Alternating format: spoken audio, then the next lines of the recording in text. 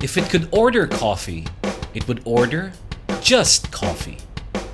It would say that the 3-point shot should be banned. When it wants to talk to a friend, it would show up in person. Its pronouns would be it, and it. That's right, in this episode, we're talking about the Gibson Les Paul Traditional. Modern. Really? The modern? A modern would order plain coffee instead of a Spanish latte frappuccino? The studio. You spoiled the intro, you know. I was supposed to go into the title screen after this because according to Google's algorithm, we're supposed to get straight to the point. Nobody watches these intros anyway. They just fast forward to the middle of the video because you don't put chapters in your episodes. No, it's an analogy. You've never heard of an analogy? It's a nice way to lead into the episode. We were supposed to do this. It's a stupid intro. What guitar plays basketball? In this episode, we're talking about the Gibson Les Paul Traditional. But before we do, guys, please hit the subscribe button below. We get a lot of views from people, which we really appreciate. But what would be really nice is if you guys also subscribed. That way, I can finally buy somebody a cup of coffee. Black. No sugar, no milk. The Gibson Les Paul Traditional was released in 2008.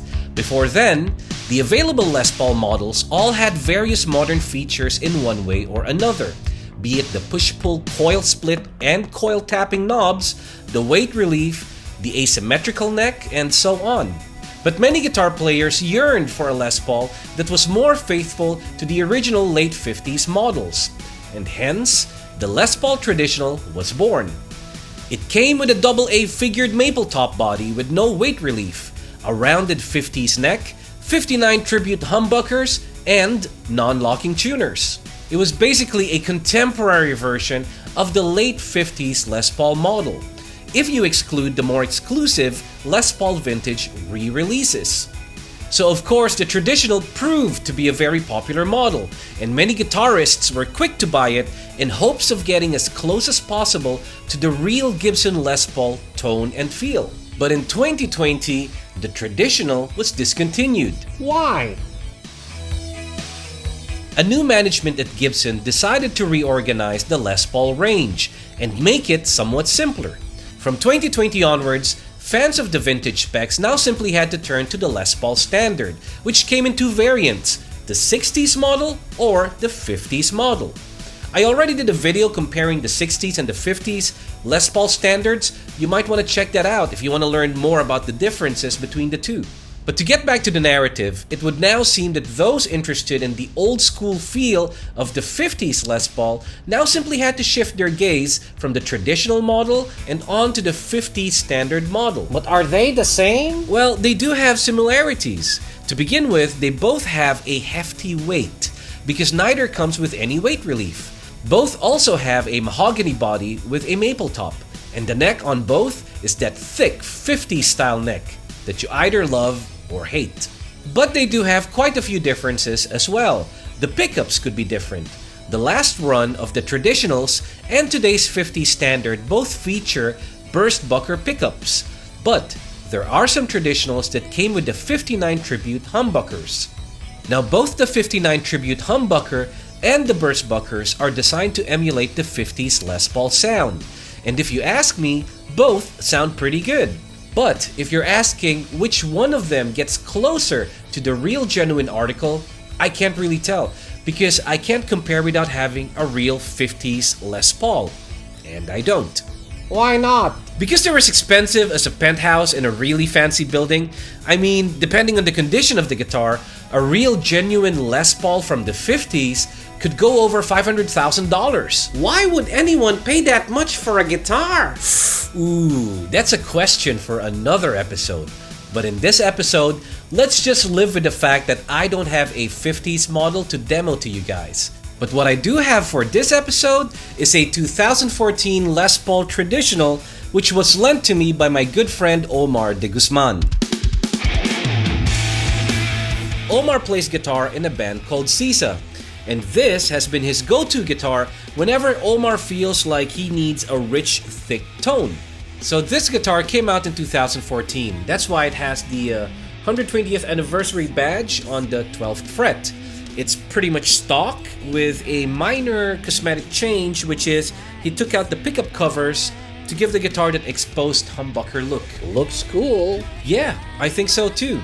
So now we're gonna compare this with my own 2020 Gibson Les Paul Standard 50s model and see what you guys think.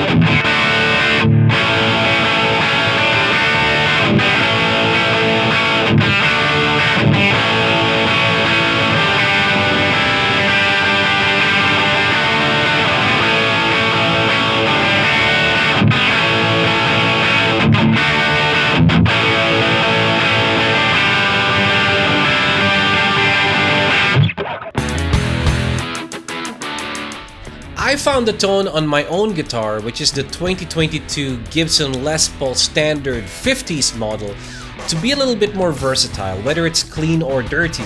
I mean, I think it fits me better because my music is quite loud and that sound cuts through the mix. However, which one of these two guitars gets closer to the original 50s sound? Like I said, I can't really tell because I don't have a genuine 50s model to compare. When it comes to playability, both score quite high in that department, but I must say that the Traditional has a slightly thicker neck, which could be good for some people, but for me personally, I like it chunky but not as chunky as that, so again I'm gonna go with my Standard. Now about the weight. Omar's guitar is actually lighter. I'm not sure if this is the case with all Traditionals, but his guitar weighs only 9 pounds, whereas my Standard weighs 10.4 pounds. So I can understand why he loves playing this live. It definitely is a less tiring guitar to lug around when gigging, and also lets him move around and interact better with the band on stage. But if I had to pick, I would go with the 50 Standard. I mean, personally, I like the tone, and man, just look at this gold top finish. That's the business. But I'd love to hear what you guys think. Do any of you own a Traditional or a contemporary Les Paul Standard? Have you tried them both and found some differences? Do you prefer one over the other? Please let me know by leaving a comment below. Till next time, this is Michael Fillon, aka LOUDMIKEDXB, wishing that you keep discovering new gear, new sounds, and new ways to play the music that you love. And now I leave you with the words of Keen. Trying to make a move just to stay in the game. I try to stay awake and remember my name. But everybody's changing, and I don't feel the same. Hey, go with what your heart tells you. Peace.